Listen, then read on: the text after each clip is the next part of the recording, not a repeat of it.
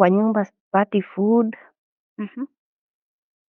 ukuli, unafanya kazi ukiwa njaa. Naona sasa huwezi na hiyo kazi ni nyingi. Agency yenyewe nilienda nayo, alikuwa ameniambia nitaenda huko kama saklina. Lakini kufika huko nikapata balaa, nikapata napelekwa kama maid. Huyo mama alinipatanga kwa room asubuhi nikiomba. Kaa nimepiga magoti. Akaanza, nini unafanya? Nikamwambia nilikuwa naomba. Kama unajua ni haramu. Bwana yangu akikuona ataenda kukukata shingo. The next morning, I remember it was a very sunny morning. Niko kwa balcony. And I have told this man, me I want to go home. Alichukua broom and akanigonga. I think alinigonga. Because at that time, tulikuwa tunatumia WhatsApp. I called my mom crying. Nikamwambia, mama, huko nimechapwa. Tunataka kukuja home.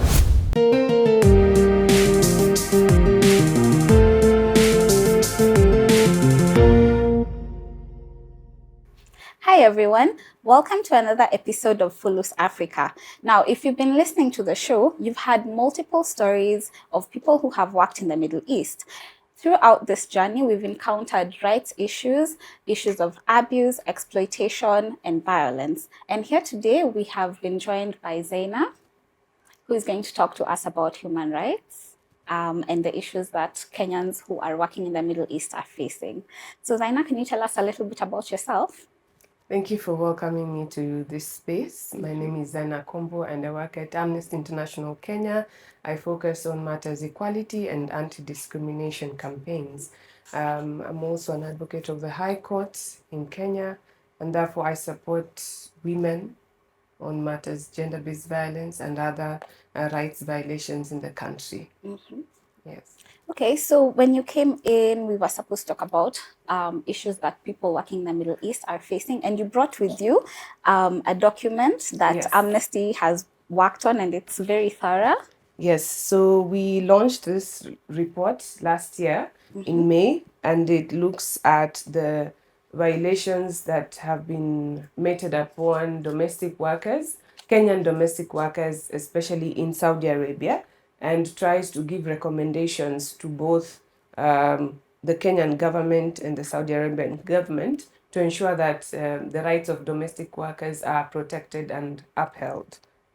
Okay, Yeah. so can you tell us why this research was important? Why did you guys decide to undertake it?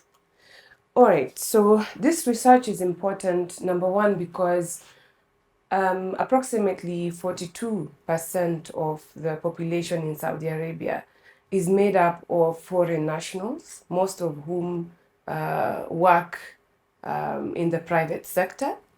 And most of the female workers in Saudi Arabia work in domestic work. That is 3/4 of the female workers or female migrant workers in Saudi Arabia work in domestic work. Yeah. And now, when we were talking, you mentioned some of the abuse cases that you have been able to encounter while you're doing the research and you're interviewing people. And what really stood out for you? What are some of the cases that stood out for you? So in this report, we interviewed about 70 domestic workers who'd returned back to Kenya. And of course, it was also done with my colleagues in the International Secretariat, that is Amnesty International office, who came to the ground and did interviews with the women. So the violations are quite a number. Ranging from excessive work hours, denial of food, isolation, confiscation of documents, passport, ID, and some even phones. There's also sexual abuse, sexual harassment. Yeah, because majority of those who work in domestic work, as I said, are women. Yes. So there's a lot of gender-based violence, there's a lot of racial discrimination, exclusion from the general labor laws that protect migrant workers.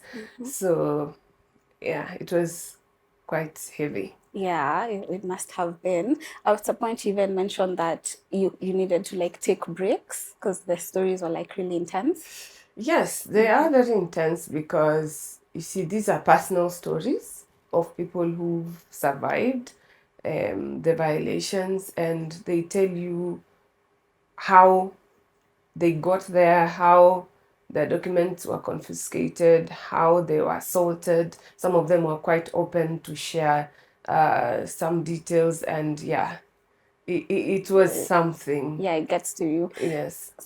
So now there's something that you have mentioned about how domestic workers are excluded from the labor laws, which is a problem because then even when there's wage theft and other issues around that, and even a lack of healthcare, then it's very hard for them to get assistance or even justice. So can we talk about that maybe in relation to the kafala system? Oh yeah, so since about 2021, there have been labor reforms, and these were meant to protect migrant workers in the country, but domestic workers were still excluded. And why is that? I might not quite give a reason because this was, of course, done by the Saudi government, but there's always this perception that government should not interfere in the domestic affairs of any family, generally. So therefore, the kafala system still, prevails, and it has a lot of imbalance when it comes to the employer-employee contracts, because it's dependent on the employer for you to get your exit Your permits. exit permit, yeah? Yeah, for you to change jobs, for you to move around. And I think they have exploited the kafala system to ensure that they will deny domestic workers of their rights. So most of them are not allowed to just move around easily. They're isolated, and they've exploited that system to entrench the human rights violations. And I think it's important to note that Saudi Arabia is not a state party to some of the core human rights covenants, like the socioeconomic covenant and the civil and political rights covenant, which are key in protecting people. What do you mean they are not party to They have not states? ratified. Yeah, and even most of the covenants that Saudi Arabia has ratified, they ratify with a lot of reservations. Okay. Yeah, but you see, internationally, as long as you're part of the UN, there are those human rights principles that you cannot avoid. You need to take notice. For example, let me just start with the oldest. The Universal Declaration of Human Rights has both socioeconomic, cultural rights and civil and political rights that all over the world people need to take notice and adhere to. But you realize that because of the many reservations that they've put in those treaties or in those covenants that they have ratified, it then becomes difficult to enforce. And unfortunately, they cite conflicts with Sharia law, which I think is a scapegoat. Oh, okay. So when you're talking about it from that perspective, that they have not ratified or they do have reservations, then what does it mean for countries that are now that are exporting labor? Sorry, that are exporting labor now to these countries? Do they have a role to play when it comes to now making sure that their citizens have these protections? Yes, definitely. And this is why the bilateral agreements between, for example, Kenya and, for instance, Saudi Arabia or any other country in the Middle East plays a critical role, because it is in those documents that then define the protections, define the minimum wage, for instance, define the limits, within which the contract or the labor is supposed to be implemented. So yeah, we as a country have a bilateral agreement with Saudi, and it has undergone revisions. And now at least we can say we have a minimum wage of about 34,500 thereabout. But it is one thing to have such, and it is another thing to implement. to implement and enforce. Yeah. So since now there's a bit of an issue when it comes to the implementation, what do you think domestic workers who are now leaving Kenya, going abroad, being told you're probably going to be getting 34,000, and then they get there and that doesn't happen? So there's like their wages have been cut significantly sometimes. Do they have any recourse now that the bilateral agreements exist? Okay, so we've been also trying to work closely with the State Department of Diaspora Affairs, and I must acknowledge that they, to some extent, have supported us and some of the cases that we have received. What the State Department has tried to do, I'm not speaking on behalf of the government, by the way, I'm just It's just relaying fact, it's what has happened. Yeah, the experience between myself and the office is that they've tried to capacity strengthen the, how do I call them now, the county commissioners, or like the security structure, the chiefs, to ensure that people can check with them and verify facts and verify the links and verify agents, before they even make the decision to leave. And we also have the Musanid platform, but it needs a lot of improvement in terms of visibility, where you can get to know your rights, you can get to know how to lodge a complaint if you have one. And yeah, and so some of the basic things that people need to know is that before you engage any agent, first of all, you can just get their names and you can try and verify. Yeah, I think check on the the National website. Employment Authority also has a list of the accredited agencies, where you can just cross-check. I think the biggest challenge we have is some of these things require you to have a smartphone. And sometimes recruitment is not always done in towns where people mostly have the smartphone. Sometimes it's done in the rural areas where people have no idea. And sometimes our sisters and brothers can get excited just by the fact that I'm going to board a plane and go to this country, and maybe they have seen one or two people who went, they've built houses for their parents, or they've done 1, 2, 3, and they feel like this is the way to go, and I can change my life just by going to work as a domestic worker. Of late, let me just say this in passing, of late we've seen children, unfortunately, being influenced by such recruitments to think that they do not need to perform in school, because after all, whatever grade I get abroad, I'll go and work in the Gulf and I'll come back and I'll be more successful than you, the teacher. Yeah, which is quite unfortunate. But yeah, in terms of the legal recourse, so we have the Musani platform, and then we have the embassy, where people can go and complain. And for some of us who also receive the complaints, sometimes people also report to our office here in Kenya. We also liaise with the SDDA, that is State Department of Diaspora Affairs, and that's where we get like the basic minimum documentation that is required for the State Department follow-up. They're actually swift. And I think I will also add to what you're saying. I have seen that they're a bit competent, because I have called them, and as you've said, a lot of people don't really know what due diligence to do, and they will still assist you.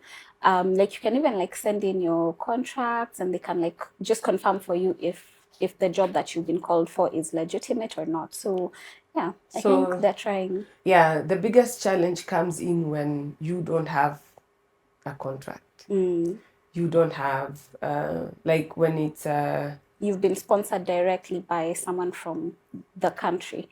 Is that what you mean? No, like you don't have anything to show, like you don't have the details of your employer, you don't have the details of your contract, or maybe you didn't read your contract. So what is highly encouraged is that before you leave this country, at least make sure someone you trust, or even just take a photo of your contract or scan it and place it somewhere, maybe in your email or somewhere safe where you can easily access it when the time comes. We are not saying everyone goes through violations, but yeah, mostly for those who've gone through violations, you're required to have your contract, you're required to have details of your employer and the agent, the agent that sent you there. So their number, their name, So due diligence forms a big part of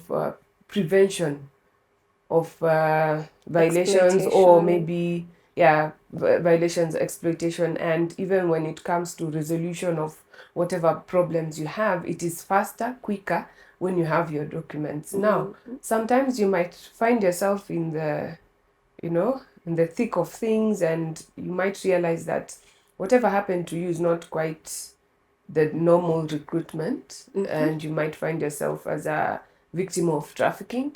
We have the Counter Trafficking of Persons Act that's supposed to protect victims of trafficking. Before you continue, can you explain to us now how this trafficking can occur? What now leads to trafficking? Trafficking usually takes, how do I say? It happens a lot and leverages a lot on ignorance. So if you're not aware of the processes you're supposed to take, the due diligence that you're supposed to go through before you can, board that plane. So sometimes you find people who've been told you are going to be an English teacher, and then because you're excited and maybe you signed this contract which you did not understand, it might have been maybe in Arabic or in whatever other language, and you just signed. You never thought of asking maybe for the translated contract or something like that, or never bothered with the contents, how much you're going to be paid needs to come out clear in your contract, right? Even your contract term, is it for 1 year, is it for 6 months, is it for 2 years, where you're going to live, so when you don't have all this information, then it becomes easy for people to manipulate you. There are people who've initially been told that they're going to, for example, Saudi, and then you get to Saudi, then you realize, Allah, I was actually sold off, and then someone is actually calling you my property. Then they take you to this other country. It could be Myanmar, it could be many other countries where people are trafficked. So I think for us to fight trafficking, apart from having the laws, apart from having the procedures, we need to also sensitize communities about information and where to get information, because you can have information online, but people don't know how to access it. Then it becomes a problem. Yeah. And also where to report if they realize they're being trafficked, and what information to collect. Again, you say documentation is very important when it comes to like getting justice and seeking for legal recourse. For some of these things, you also need to get pre-departure, pre-deployment training, where we are also advocating that it be rights-based, so that you're not just told how to iron or how to clean the floor as per your boss. How to use a washing machine.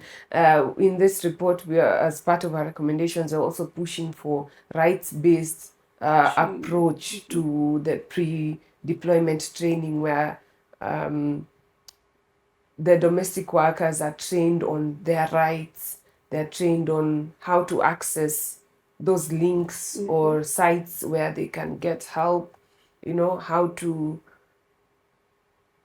say no to certain things, and how to defend themselves Okay. in cases of abuse. And will this now go towards, will the rights training also be required of agencies, the agencies that are independently taking Kenyans to the Middle East, or is it just now for government when it's taking people to the Middle East?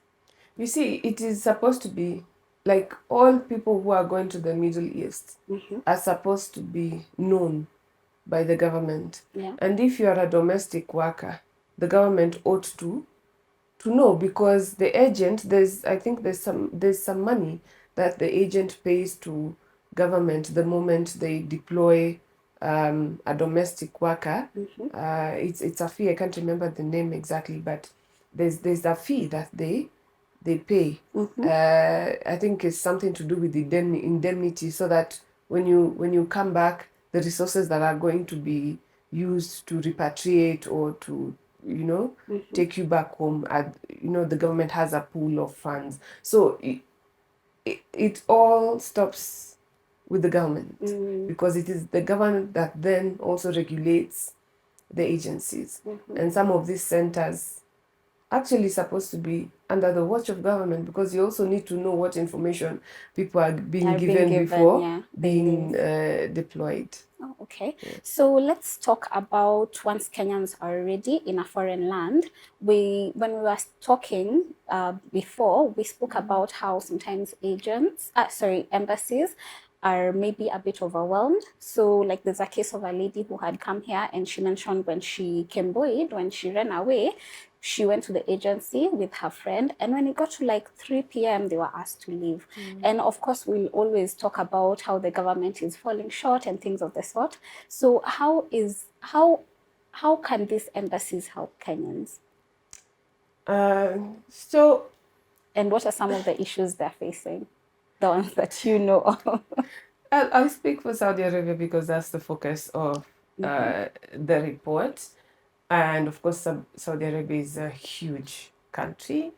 And some of the recommendations we're also saying is that there needs to be more areas of reporting other than I think they have two spaces in Saudi Arabia, because looking at the distance, sometimes it's difficult to get to the embassy in Saudi Arabia for you to even report.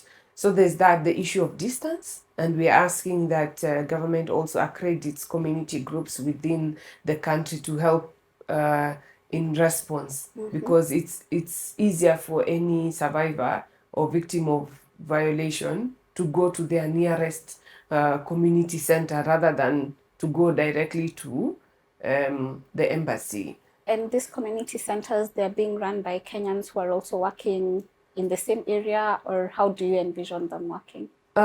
So there could be Kenyans, it could be Saudi Arabian nationals who just don't like what is happening, and they decide to support, other human beings because they know some of the things that they go through. So we are asking, it was one of our recommendations that government accredits such community groups to help support the victims, and to also shorten the length of time and distance and response time. But anyway, we wait to see if that will materialize. We're also asking that the government resources the embassies so that they're able to even support more people. The last time we checked, and by the time we were publishing this report, that was in last year, May, the embassies and even certain survivors were saying even the embassies themselves are overwhelmed because the cases were coming in numbers, right? So there's the issue of resourcing, there's the issue of accreditation of community centers, and there's also the putting up kiosks in airports. It's one of our recommendations that at the point of departure or the point of entry, someone could literally mark a kiosk where they can go and get help. If you realize that you've been trafficked and you're still at the airport, at least there's somewhere you can run. So yeah, we hope that recommendation will also be they all sound very good. implemented. Yeah, it's one thing to recommend, and it's Another one for implementation, yeah, adoption and implementation and even enforcement. Mm-hmm. Yeah. Now, we've spoken a lot about, the way that rights are not being met. And now when people now leave, we can just talk about Saudi Arabia. When they get there, what rights, because when you're told not to leave the house, you just assume it's normal because everyone else is being told not to leave the house. So for the maybe domestic workers who are listening to us or those who have people in foreign lands, can we just talk about some of the rights that they do have so that when zinakiukwa, they actually know there's a problem there, that it's not just normal? Yeah. So first of all, there have been several initiatives or advocacy initiatives to ensure that the kafala system is disbanded. Mm-hmm. Because it's difficult to speak about rights and whatnot when we've already said the labor reforms initiative Do not include. they're already excluded. Mm-hmm. By that exclusion itself, it means they are more or less subject to the employer's feelings and wishes. Okay. As we've said, isolation is a thing. Yeah. And the excessive workload. And without the ratification of some of these covenants, it's difficult to get in the system and push. So what we are trying to say is just abolish the kafala system and have all migrant workers have the same terms. That way, it's easy because as much as there are violations, other migrant workers are not subjected to the violations that Domestic work. You can't compare the violations, right? And oftentimes the reason why they say don't leave the house is because they feel if they leave the house, they might skimboy or what they call hurub, like they might abscond. And when you abscond, it's illegal. Yeah. And you can be charged under the laws of Saudi government. So in one way, it's a violation of rights. But even as a country, we ourselves haven't ratified the ILO Convention 189. Can you tell us about what that is? Because when you mention it, we're not from. Okay. We're so not advocates. this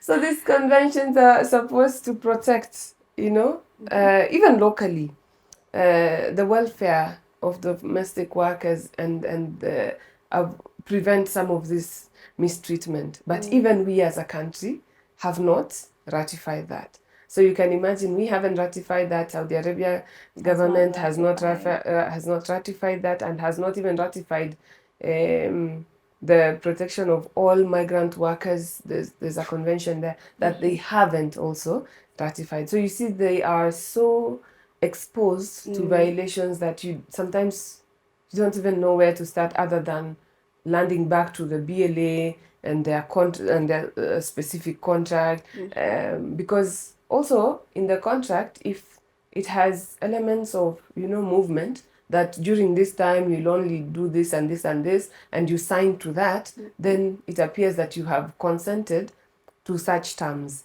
And that's why we're saying the contracts need to be clear. People need to consult widely.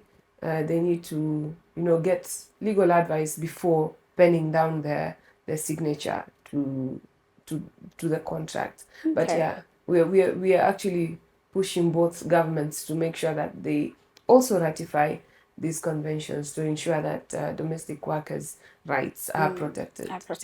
Yeah, because they're very exposed, and there's a lot of work to be done. A lot of work. And meanwhile, people are still out there doing their best to bring money back home. They're still surviving all those abysses. So going forward, what is it that you wish to see? Like a picture of like a proper working relationship between us and countries in the Middle East. What will it look like? So first of all, we start from home. let those promises that we see We keep hearing. online, let those promises be fulfilled. Number one was that BLAs are going to be published. That, you know, they're not going to be treated as military secrets. So let them be published, because once you publish that, a Kenyan anywhere in any Gulf country or anywhere in the world knows that Kenya has this BLA with country X, and these are the bare minimums. Yes, that I'm entitled and this is to. my protection, this is my limit, or this is, you know, like these are my rights, these are the protection mechanisms, the procedures, you know. So once you have that at least published anywhere, a Kenyan anywhere can go back to that document and refer, and then compare that to their own contract. You know, the contract I signed is here, or the contract I'm about to sign is here, and this is the BLA. Do they match? Do they speak to each other? Because some of those terms that might be in my contract might be against the BLA. So how do I counter check to ensure that whatever I'm signing on to is not going to hurt you in the end. Hurt me in the end. So that is the first step. And of course, in terms of protecting domestic workers, Kenya, I mean, it's just overdue. We've signed on to so many treaties and conventions that protect human rights. I don't know why we are dilly-dallying with the 189 and 190, because it then